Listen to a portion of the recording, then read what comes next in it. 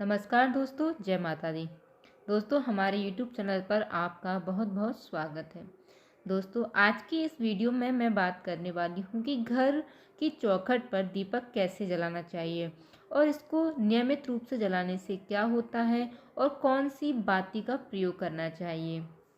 तो दोस्तों, यहाँ पर मैं तैयारी कर रही हूँ दीपक मतलब दीपक को तैयार कर रही हूँ। एक मैं अपने ठाकुर जी के अपने घर के मंदिर में लगाऊंगी, दूसरा मैं तुलसी माँ पर लगाऊंगी, यानी कि गमले पर लगाऊंगी, और तीसरा दीपक मैं घर की चौखट पर लगाऊंगी। तो किस प्रकार से जो है यह घर की चौखट पर दीपक लगाया जाता है वह मैं आपको बताऊंगी। तो दोस्तों, वास्तुशास्त्र के अनुसार शाम में दीपक 5 बजे से 7 बजे तक जलाना बहुत ही शुभ माना जाता है। और वैसे भी अगर हम घर की आरती करते हैं तो शाम को, यानी कि 7 बजे तक, हम 7:05 जो भी है, मतलब 7 बजे कर लेना चाहिए। बहुत ही अच्छा होता है, शुभ माना जाता है। ठीक है, तो इस प्रकार से जो है घर का दीपक, घर के मंदिर में आप जो दीपक प्रज्वलित करते हैं उसको 7 बजे तक आपको घर की आरती कर लेनी चाहिए। तो यहाँ पर मैंने जो है जो घर के दीपक में मैंने जो बाती का प्रयोग मैं कर रही हूँ, आप देख सकते हैं मैं गोल बाती का प्रयोग कर रही हूँ। और तुलसी माँ पर मैं जो दीपक लगाऊंगी उस पर भी मैं गोल बाती का प्रयोग कर रही हूँ। लेकिन घर की चौखट पर हम जब दीपक लगाएंगे तो हमें वहाँ पर जो है लंबी बाती का प्रयोग करना है। इस बात का विशेष ध्यान रखना है, क्योंकि घर पर हम जब आरती करते हैं तो कई लोग तो क्या होना है कि जो रुई की बाती होती है बनाकर रख लेते हैं गोल गोल। लेकिन घर की चौखट पर हम जब दीपक लगाएंगे तो उसके लिए जो है लंबी बाती का प्रयोग करना चाहिए।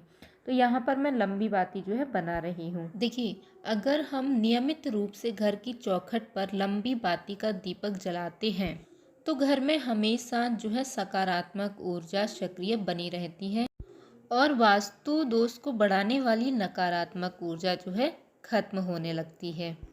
देखिए, अगर आप पूर्ण फल प्राप्त करना चाहते हैं, तो आप चाहते हैं कि हमेशा आपके घर में लक्ष्मी रहे, घर में बरकत होती रहे, तो आप हमेशा घर की चौखट पर जलाने वाले दीपक में लंबी बाती का ही प्रयोग करें। तो फ्रेंड्स, जैसा कि आप देख सकते हैं यहाँ पर मैंने दीपक जो है तैयार कर लिए हैं। अब मैं इनको जो है प्रज्वलित करूँगी। तो सबसे पहले मैं जो है घर के मंदिर में जो आरती करूँगी उस दीपक को प्रज्वलित करूँगी। हाँ, एक बात आपको ध्यान में रखना है कि कभी भी मतलब जो बाती होती है, बाती से बाती को आपको प्रज्वलित नहीं करना होता है। इस बात का विशेष ध्यान रखना होता है। तो फ्रेंड्स, यहाँ मैं कर रही हूँ सबसे पहले ठाकुर जी की आरती। आरती करने के बाद मैं लगाऊंगी घर की चौखट पर जो दीपक लगाना है वह कैसे लगाना है वो भी मैं आपको बताऊंगी। तो यहाँ सबसे पहले मैं जो है आरती कर रही हूँ। घर की आरती करने के बाद बारी आती है दरवाजे की दहलीज पर दीपक रखने की। तो दरवाजे की चौखट पर किस तरह से रखती हूँ, पूरी विधि आज मैं आपके साथ शेयर करने वाली हूँ। आप लोग देख लीजिएगा।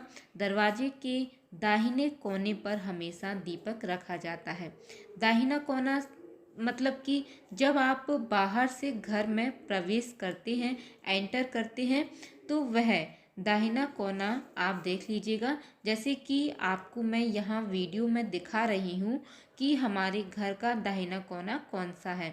थोड़े से आपको चावल लेने हैं। चावल की जगह आप गेहूं का भी प्रयोग कर सकते हैं। दीपक को डायरेक्ट जमीन पर नहीं रखा जाता है, या तो आप किसी कपड़े का आसन दीजिएगा। देखिए, कपड़े का यूज इसीलिए नहीं कि करते हैं ज़्यादा, क्योंकि जलने का डर रहता है, मतलब डर के कारण। तो आप क्या करें, या तो थोड़े से चावल लीजिएगा या फिर थोड़े से गेहूं के आसन पर रख दीजिएगा। और जो बाती का मुख होता है वह होना चाहिए घर के अंदर की तरफ। इसलिए मैंने आपको बताया था कि आप लंबी बाती का ही प्रयोग करें। तो इस प्रकार से रखा जाता है दरवाजे की चौखट पर दीपक। यह होता है दोस्तों सही तरीका। अगर आप इस तरह से दरवाजे की चौखट पर दीपक रखते हैं तो यकीन मानिए आपके घर में कभी भी किसी भी चीज़ की कमी नहीं होगी। मतलब कि यदि हमारे मन में जैसे कि किसी चीज़ की चाहत होती है कि यह चीज़ मिल जाए, तो वह समय के साथ साथ वह चीज़ पूरी होती चली जाती है। दीपक जलाया किस चीज़ का जाता है, तो देखिए अगर देखिए विधान मैं बताऊं तो हमेशा घी का ही दीपक जलाना चाहिए। लेकिन यदि जिनके पास घी इतना पर्याप्त नहीं है तो आप वह तिली के तेल का प्रयोग भी कर सकते हैं। लेकिन सरसों के तेल का प्रयोग आपको बिल्कुल भी नहीं करना है, इस बात का विशेष ध्यान रखिएगा। मैं तो कहूँगी कि आप घी का ही दीपक जलाया करें। दीपक में इतना घी ज़रूर डालें कि 1 घंटे तक दीपक जलता रहे। इसमें आपके घर में सुख समृद्धि बनी रहती है, कोई कलेश नहीं होता है, कोई याति व्याधि आपके घर में नहीं आती है। तो इस दीपक को जलाने के सैकड़ों फ़ायदे होते हैं अगर आप इस दीपक को सही विधि से जलाते हैं तो बहुत फ़ायदा आपको इस दीपक से मिलता है।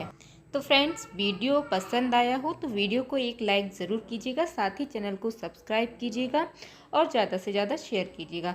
जय माता दी दोस्तों, धन्यवाद।